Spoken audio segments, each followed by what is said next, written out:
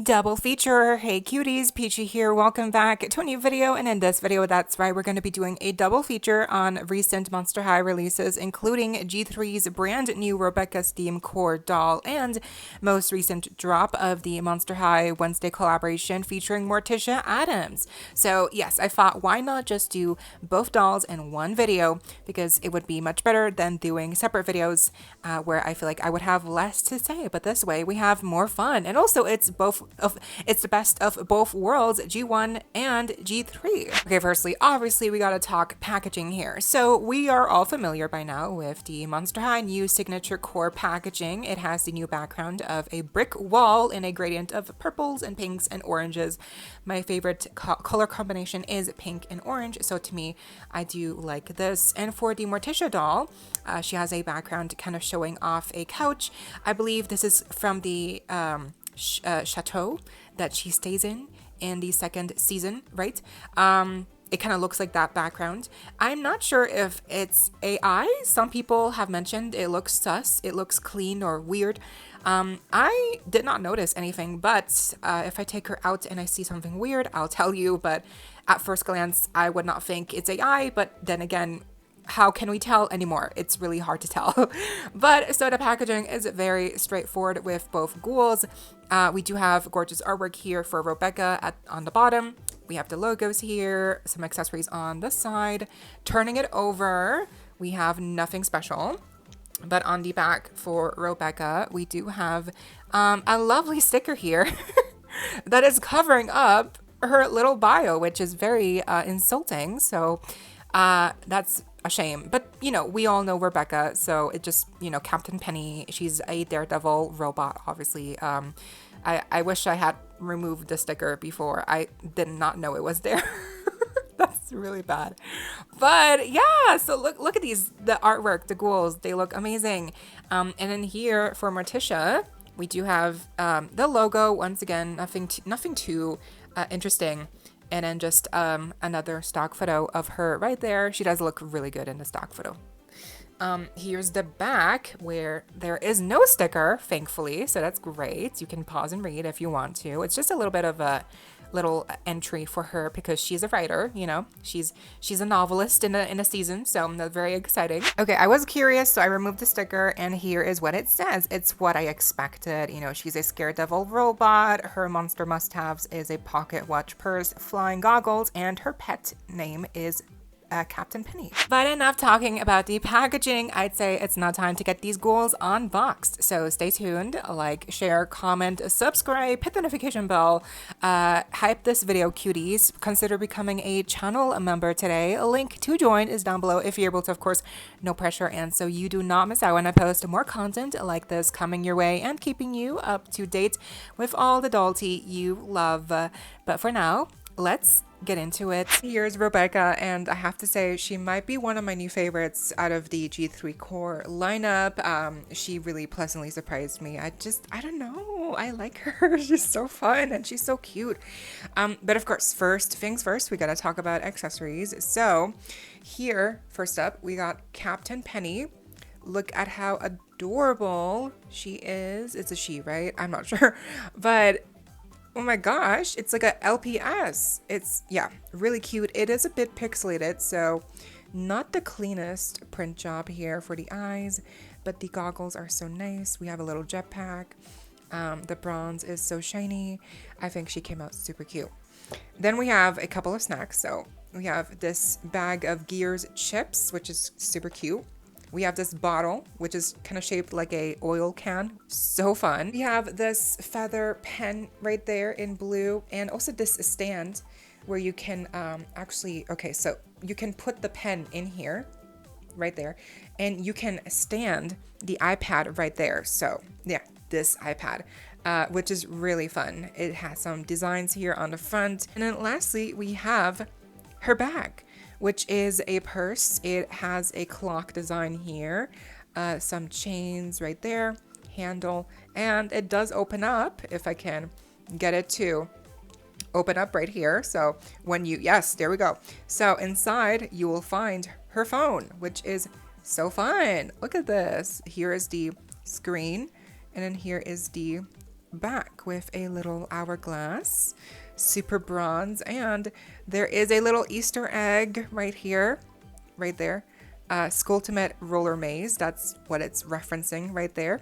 I don't know why Robecca was never in that line of G1, you know, but it's a nice Easter egg, so I won't complain. Here's Robecca herself, and I love her face up. She has this really expressive face. Her makeup is lovely with some blue eyeshadow, some lashes, some little bit of gold as well right there. Her eyes are in a shape of gears here. You can barely see, but yeah, they are gears, so that's really fun. We do have this really gorgeous shade of a bronze as her lipstick, and then she's got some fake eyebrows and also some earrings right there in the same shade of like periwinkle blue. Now she does have these goggles, sunglasses, which I put on already. I feel like this makes her look much better. She feels complete to me like this. Also notable here for Robecca's new G3 character, apparently she is Indian coded, so very interesting. I'm not sure where specifically. Apparently she is of Indian descent, and that would be really interesting to see if and how they explore this, you know, her what do you say? Her heritage. That's right. Her scaritage. There we go. So I am kind of curious to see how they will explore that side of her. We do have her hairstyle, which is mainly black, but we do have these highlights of light blue and dark blue here, like I mentioned, in the middle parts right here. These two strands. But then we also have these small strands here that kind of go back to the ponytail right there. We do have a little gold like ponytail piece right there, which is fun. And the rest of the hair is just kind of flowing in the back. But the hair quality is not the best. It does feel a bit dry. It's not poly, but it was definitely very tangled. And I had to comb it out, but it's still kind of shapeless and kind of, oh, okay, girl. And kind of a bit raggedy. So yeah, just saying. The outfit, we do have this gorgeous blouse kind of top with these poofy white sleeves. We have a really nice little frill here at the neckline. She's wearing this gorgeous little gold necklace right there. I like the patterns here on her top. The top here and the sleeves are all one piece. You know, there's no layers, unfortunately. And it does Velcro on the back. We do have a gold watch right there, which is really fun. If you can, yeah, right there. And then we do have a cage skirt, which is very, you know, gummy, and it's all just one color. There's no painted details, but there is a lot of molded details here going all the way around. So lovely to see. I mean, just, yeah, look at this. This is really kind of impressive to see. All these gears and filigree designs. I like this cage skirt. I feel like it really adds to her silhouette.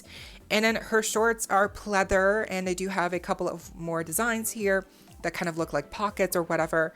Unfortunately, the fabric here will peel over time, I'd imagine. So we do have her boots, of course, which are bronze with some designs here on the outer sides, some more filigree, almost kind of like porcelain looking, right? There is again no details here on the inside, but I feel like this is really a lot of details already. And then she does have these and then she also has these thrusters here at the bottom of her soles to kind of look like little rocket thrusters, you know, really fun, obviously, because this is how she flies around. So that's Robecca. I don't know about you, but I really like this doll. I even in person, I feel like I like her even more. Like, this design really just shines through. It's not perfect, but I do think it really just is so cute in person. And I love the boots. I love the goggles, Captain Penny. The hairstyle is nice, just I wish that quality was better. But overall, and knowing that she's of Indian descent, I'm just excited to see like what they're gonna do with Robecca in the future of G3. So yeah, I'm really a fan of her. And then we have Morticia here, and this is my first Morticia Adams Skullactor doll. I don't have the 2-pack that released before, so this is really my only Morticia doll, and I'm really happy to have her.